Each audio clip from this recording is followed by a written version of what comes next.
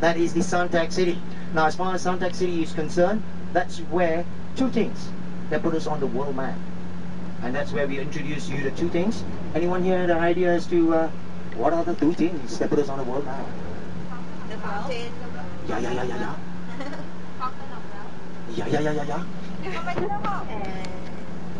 The building itself. Not conventional. Conventional hall. Every country also have lah. Airport. The building itself. The last I checked, the airport's in Changi. Now I'm a bit worried because I'm sending somebody off tonight. So that means I have to head down to Suntec. Good try, it's alright. Okay, now beside the Fountain of Wealth, what is the other one? Ting Ha is so big. So big that you can't miss it. Even a blind man can see. Jolly good, jolly be good. The Singapore Flyer.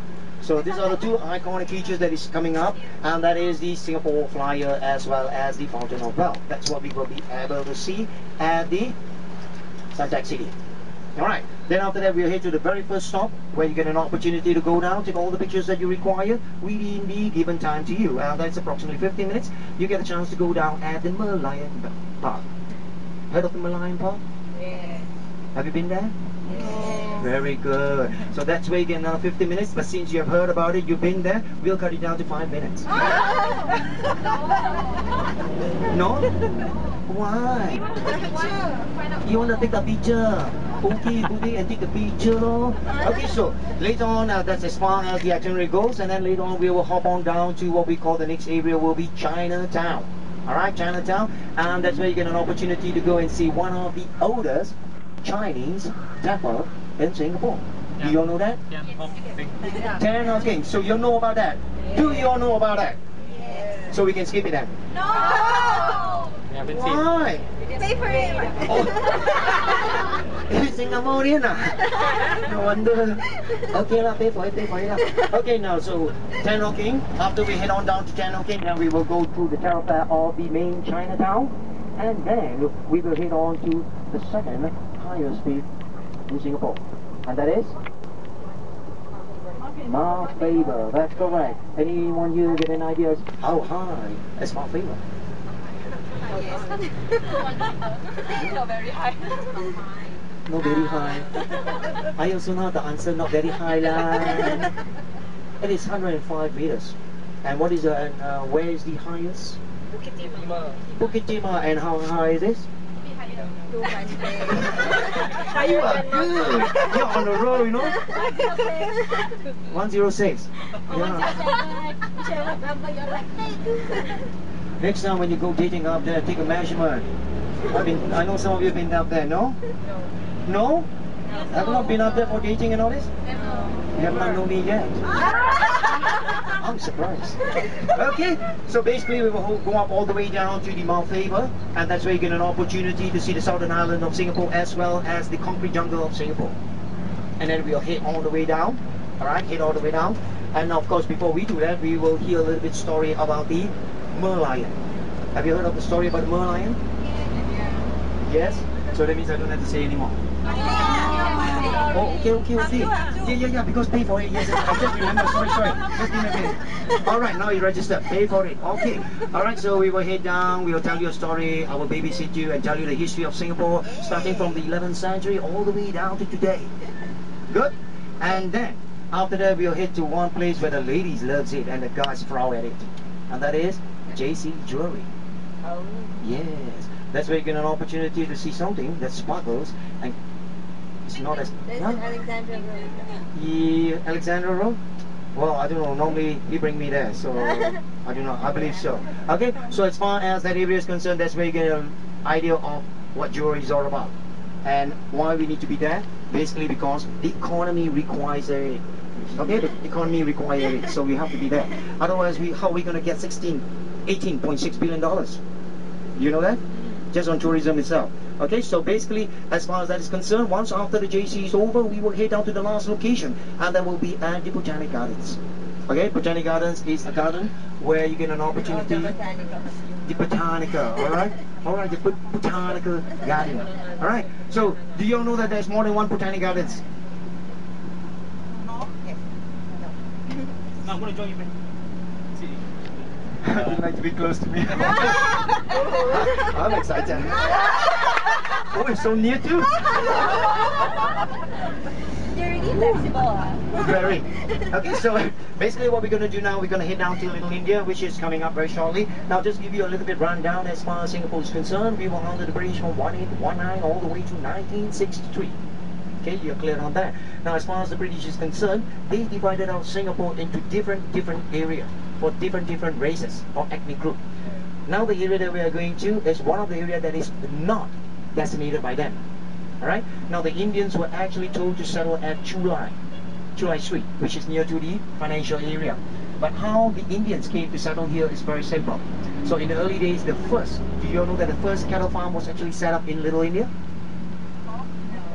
Now, looking at all of you, I can understand that. I believe born in the year of 60, 63, 64, some of them are 70, 80? 89. Oh my God, that means in that case, whatever I say, you have to believe. Back to the door. Okay, so basically, as far as that location is concerned, it was the first cattle farm that was set up here. And it was actually brought in by one Indian Jew by the name of Boleros. So he set up the first cattle farm here at Little India, which is known as Serangoon.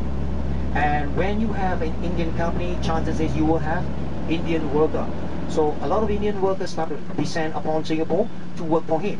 And that's why, as the Indians start congregating at this location here, that's why we, as Singapore Tourism Board, has coined the phrase as Little India. We can't call it Big India, because if we call it Big India, India will come after us.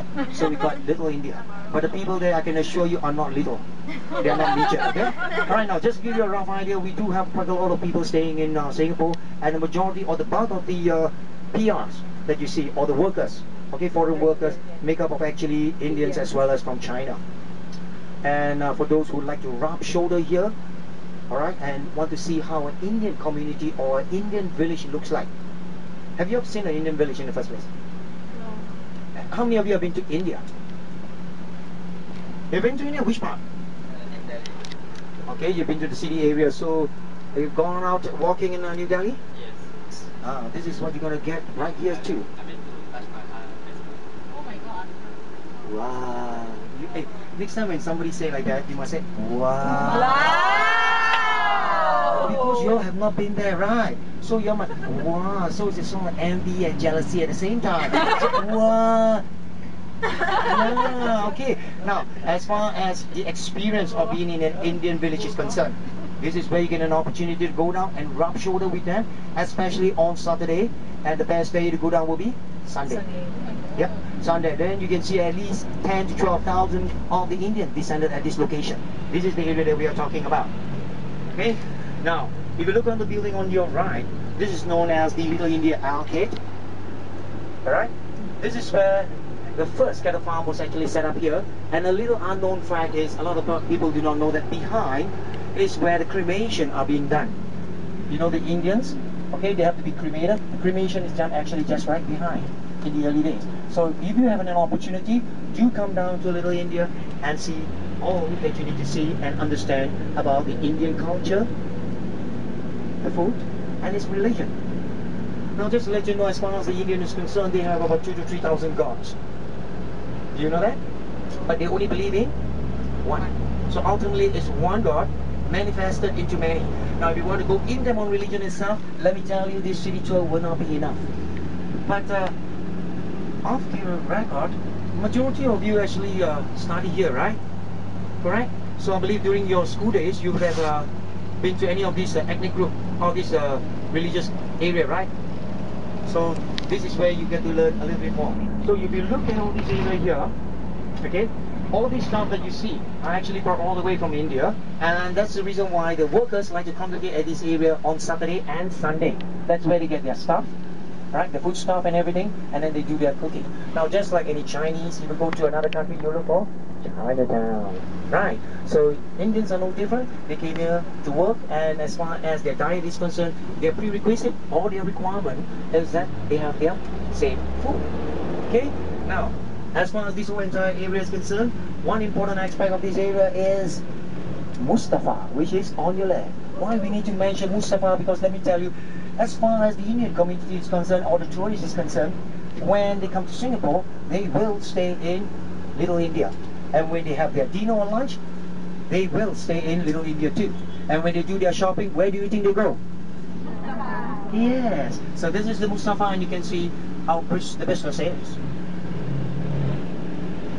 Now you keep looking on to your right, you'll see all this building. Now unknown to a lot of you, do you know that this building that is on your right, there is a name for it given by the British? Okay? If you do not know it, just fine. This is what we call the 5-foot shop houses. Why do we call it a 5-foot shop houses and not 5 feet? Okay, the measurement is done with foot. Now if you look at the entrance of the building to the covered walkway, it will measure exactly 5 foot. Don't worry about it. We've got the next building to look at. And there are 6,800 of this building being retained, all right, or preserved by the government itself. So a little bit of history are being retained. Okay, you can see for yourself. Now, if you notice, Little India is quite vibrant, especially the color that they like to use, bright colors. So if you get an opportunity, head on down to Little India. You can do some shopping, mingle around, and of course, for those who are single, you can also pick up some friends here. Okay, everybody, cross the road. It's my house. Please drop by. Where? Across the road. Yeah, that block 2. Oh, you're just staying down here? Yeah. Oh, I should have asked you to give a brief on this area. Yeah, you can. Okay, now these are all the retained houses that I mentioned to you, 5-foot way. Now you can see exactly what I mean. And in the early days, let me just give you a rough picture. The 5-foot way from the main entrance to the covered walkway, there is a purpose for the British to do that.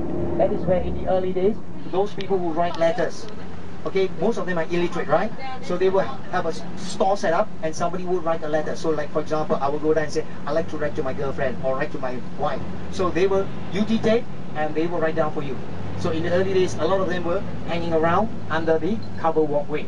So today, like I said, everybody, like all of you are so smart, so they went out of business. Okay, the last one I know has been forced to retire. Okay, now the next location that we're heading to is, what was the location? Suntec. Yeah, don't jump the gun. Alright? Now, just to let you know that as far as the Singapore population is concerned, we have about 5 million people. Now, how many ethnic groups do you think we have? 3. 4. Oh, you like to get close to me too. Am I attracting the wrong person? Where are the ladies? Oh, if people are Mara sitting next to you. Oh, I'll melt. No, don't do that, don't do that. Okay, now basically as far as Singapore is concerned, how many ethnic groups do you think we have? 4, 3, 5. Okay, you name me the 4. Malays, Indians, Chinese, Eurasians. Eurasian, you throw them into one ethnic group. Eurasian comes from a lot of groups, am I correct? So to be exact, he's not wrong there, but the Eurasian forms about 92 ethnic groups. So in total there is 95 ethnic groups in Singapore. Out of the, yes, and the population breakdown, just to give you a rough idea, Chinese is about 74%. The Malay population will be about 13%. Indian has just risen up to 9%.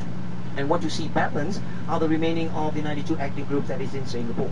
So Singapore is what they say multicultural, okay, multi-ethnic, yes, it's a melting pot. That's the reason why almost every dishes that you can find in the world can be found. Yes, and where do you think the place where you can find majority of this food? Which area? Hawker.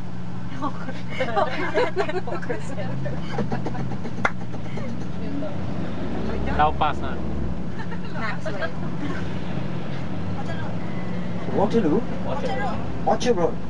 Yeah, Orchard Road is one of them, but the famous one that is in Singapore that almost every of the tourists know except all of you.